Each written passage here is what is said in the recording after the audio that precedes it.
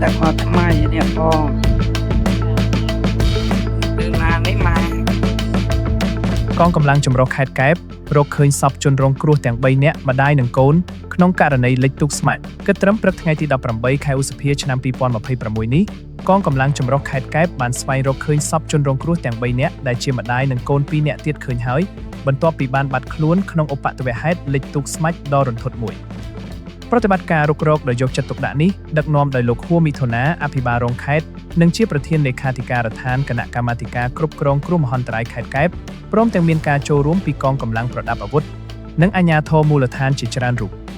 យោងតាមប្រភពព័ត៌មានបានឲ្យដឹងថាជនរងគ្រោះទាំង3នាក់បានជួបគ្រោះថ្នាក់លិចទូកស្មាច់ខណៈពេលដែលពួកគេបានចេញទៅរកងាវនៅចំណុចខ្លងអូក្រសាសង្កាត់អូក្រសាក្រុងកែបខេត្តកែបកាលពីរសៀលថ្ងៃទី17ខែឧសភាឆ្នាំ2026ម្សិលមិញនេះបន្ទាប់ពីទទួលបានព័ត៌មានភ្លាមថ្នាក់ដឹកនាំខេត្តនិងកម្លាំងសមត្ថកិច្ចពាក់ព័ន្ធបានបង្កើតក្រុមការងារចម្រុះចុះស្រាវជ្រាវនិងរុករកយ៉ាងសស្រាក់សស្រាំពេញមួយយប់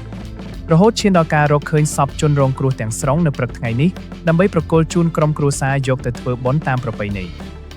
ជុំវិញសោកនាដកម្មដ៏ក្រៀមក្រំនេះអាជ្ញាធរខេត្តក៏ដូចជាមហាជនទូទៅបានសម្ដែងនូវការចូលរួមរំលែកទុក្ខយ៉ាងក្រៀមក្រំជាទីបំផុតជាមួយក្រុមគ្រួសារសពជាមួយគ្នានេះដែរអាជ្ញាធរក៏បានចេញសេចក្តីអំពាវនាវដល់បងប្អូនប្រជាពលរដ្ឋជាពិសេសប្រជានេសាទនិងអ្នកដែលប្រកបរបរនៅលើផ្ទៃសមុទ្រទាំងអស់ត្រូវបង្កើនការប្រុងប្រយ័ត្នឲ្យបានខ្ពស់បំផុតក្នុងការធ្វើដំណើរតាមផ្លូវទឹកអំឡុងពេលរដូវវស្សា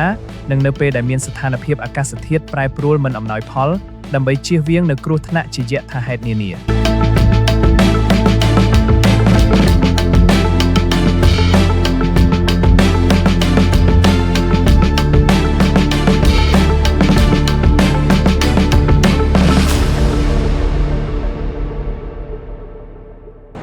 ទូចនេះ ទូ